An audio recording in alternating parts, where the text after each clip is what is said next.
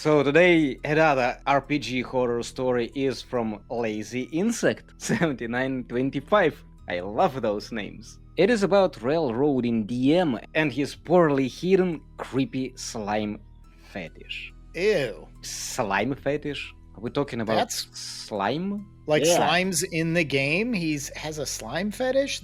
Is it adjective maybe? Slime fetish? I think they're talking Slime. about actual slimes. Like he gets into Okay. slimes and puts them in his game in a That's- creepy way. Alright, this is something. I think the word creepy is unnecessary here because a slime fetish is automatically creepy. It is weird. We live in two different countries, two different cultures, and we both agree this is weird already. Without doubts. Yeah. All right. So I DM once a week and I wanted the chance to play for once. So one of my players, who we'll refer to as C, the letter C, invited me to play at a game store with them. So my girlfriend and I decided to go. So he brought his girlfriend. I think that's cool. I like that that's something they can do together. This day comes, the game starts, and the DM throws us into your typical tavern start. A little underwhelming. Always start in the tavern kind of thing. At some point, it's going to be a OG, I guess, and people will miss the days when they started in taverns, because everybody now tells, this is such a moviton to start a tavern again. Why do we always have to start in the tavern? Yeah, at some point people will say, do you remember this? Blessed days when we started, when parties started in taverns.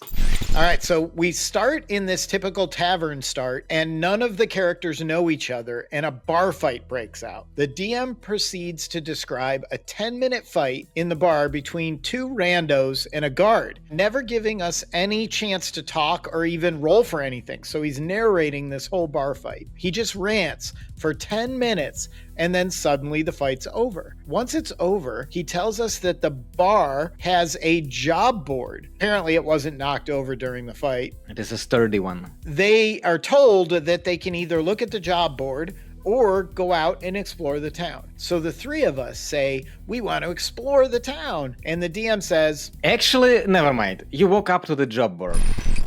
talk about a railroad. He just vetoed what they wanted to do. No exploring. There is no actual town. This is No town. Just Only a tavern. job board and a tavern. Yeah. And half the tables are broken because of the bar fight. You will teleport directly to the mission after you pick up. There was only one suggestion. The DM of the board has 3 jobs on it. One is to slay a dragon, one is to slay a giant, and one is to investigate an abandoned palace. What do you choose? I'm going after that dragon. Right away. Abandoned palaces don't generally have treasure. Well, yes. But if you are level 3, dragon will slay you. I would hire a bunch of NPCs and sacrifice them, and I steal the treasure while they're getting eaten. Directly from this tavern, actually. Apparently, this was another railroading attempt by the DM, right? Your new characters, low level, you're probably not going after the giant or the dragon. You're probably going to go to the abandoned palace first, and that's exactly what they picked. You can choose between getting your ass beaten or washing the dishes. What do you choose? Get beaten, get eaten, or do the dishes. So they did. They were good little railroadees, and they followed the railroad tracks straight to the abandoned palace. After being railroaded through the entire walk to the palace, they walked. They didn't get teleported. You were wrong.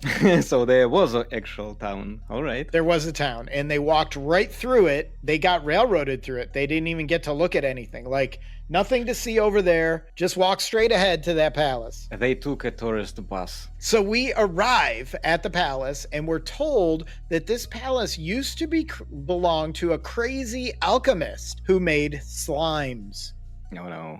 Slime. Who told them this? Argulis. Crazy alchemist lives here that makes slimes? Doormat. Welcome to the crazy alchemist palace, where I make slimes. We make slimes.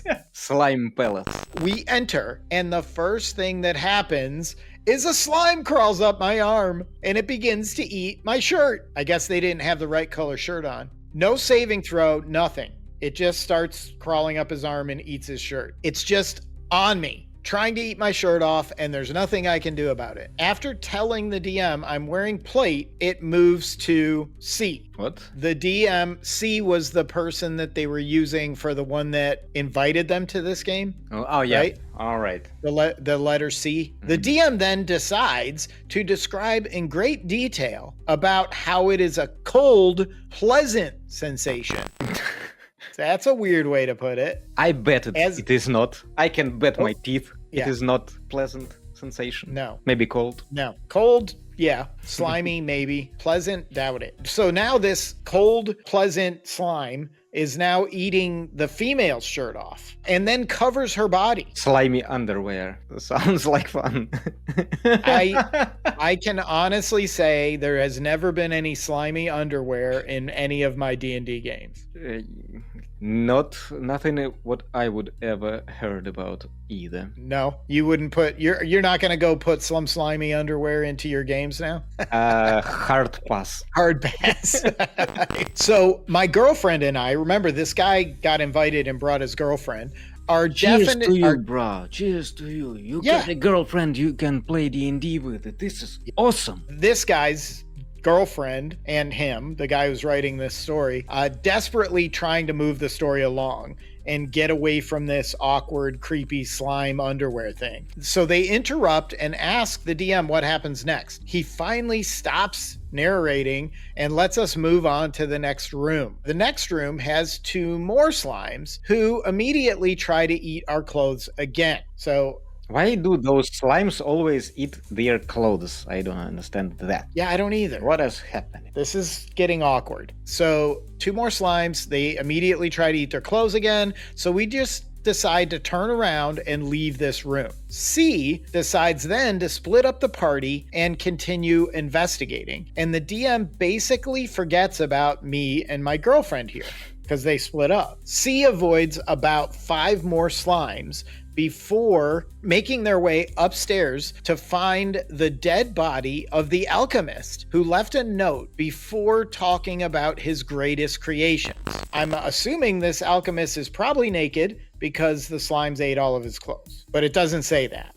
He died from cold. Yeah. From cold, pleasant sensation. So C, this third person in the group, there's the guy who wrote this, his girlfriend, and C. C opens a closet and finds this greatest creation inside there. There's 3 slimy flesh dolls. Dolls? Dolls. Like puppets? Like flesh dolls. Ew. Slimy. How do you do slimy?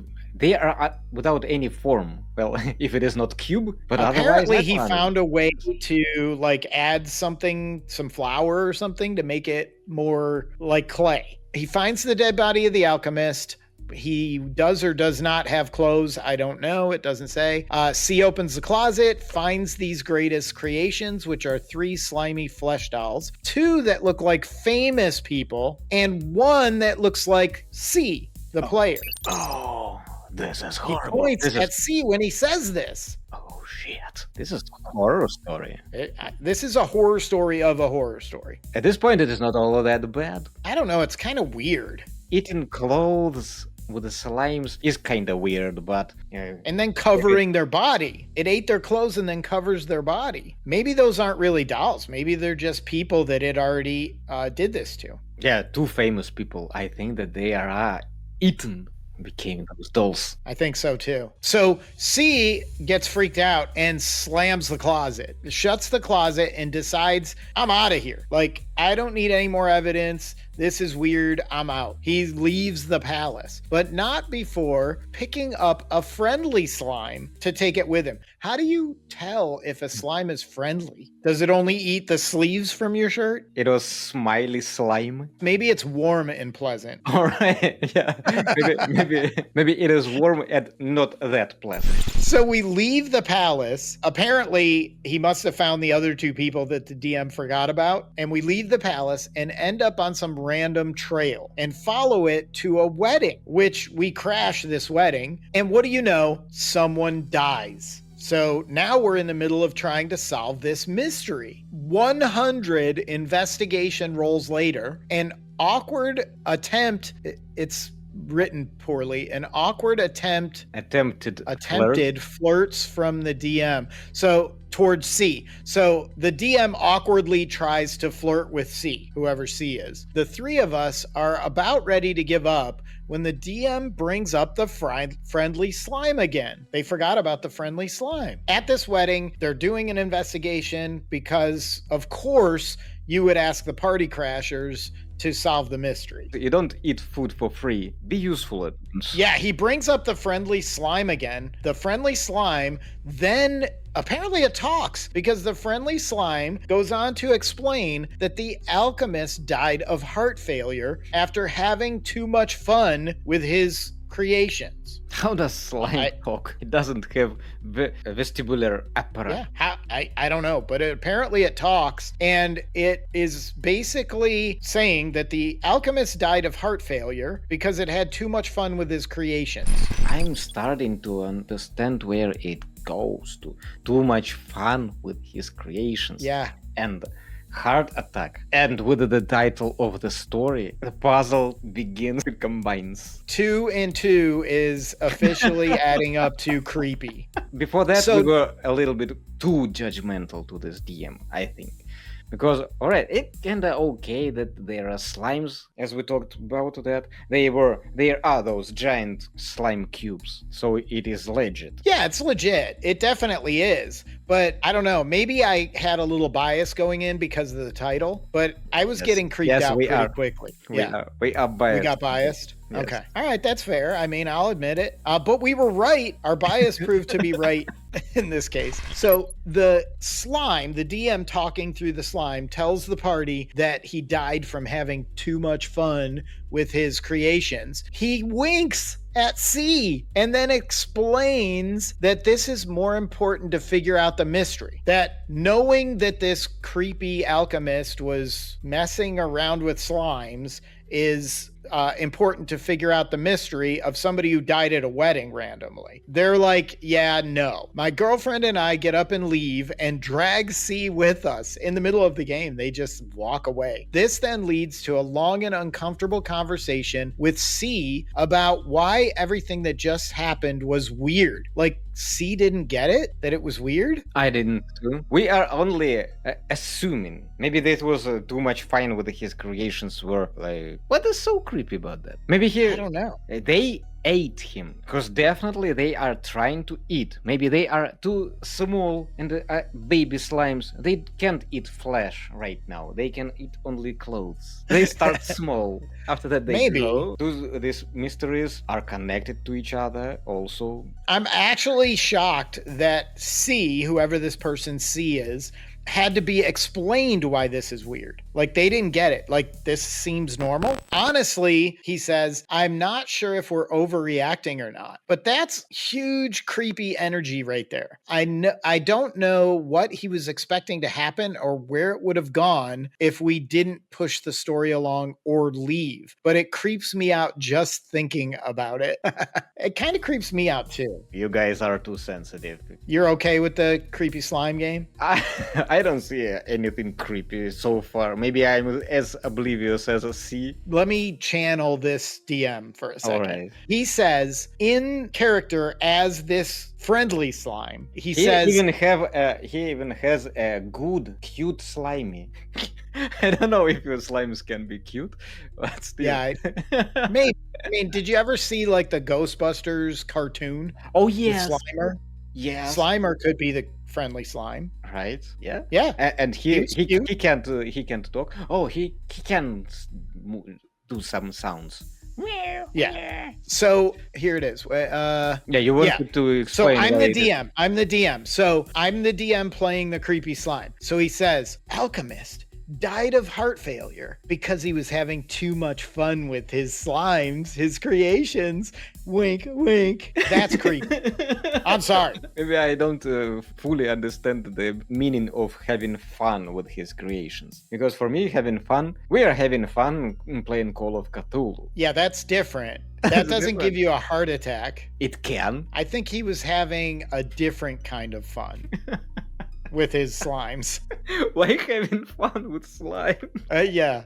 I think that's the way they took it. Ooh. This assumption is disgusting. Yeah, it is. But that wink wink thing, that's what makes it creepy to me. You don't have a conversation with somebody and they give you the old wink wink and it's not them saying something inappropriate. Let's find a comment. If they think it's creepy, here we go. Honestly, I'm not sure if we're overreacting or not. This is the end of the story, what the writer said, and they're quoting it. Honestly, I'm not sure if we're overreacting or not, but that's huge creep energy, right? So he's asking, do you agree this is creepy? This writer says, or commenter says, yes, if you wanted to do this with a non-creepy way, the goops would just kill and eat you and then replicate you to do evil nonsense while pretending to be you. Why would they eat your clothes and be a cold, pleasant sensation? That makes it a little creepy for me too. That description of cold and pleasant, that's like, what? On the other hand, there is another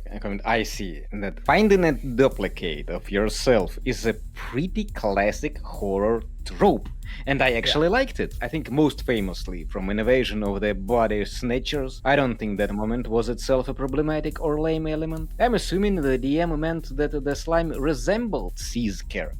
That moment by itself wouldn't drive me to leave, but overall this sounds like a crappy DM. I might have left before this point from the railroading and lack of player agency. I'm teaming with this guy. Yeah, I didn't see a lot of creepy stuff though. Maybe this wink wink, yeah, but if we take it out, the wink wink, the cold pleasant, the slimy underwear where it's eating your clothes and then replacing them, like covering your body. It is an assumption that it covers your body, right? No, he said it. Oh, covers her body. Covers her body.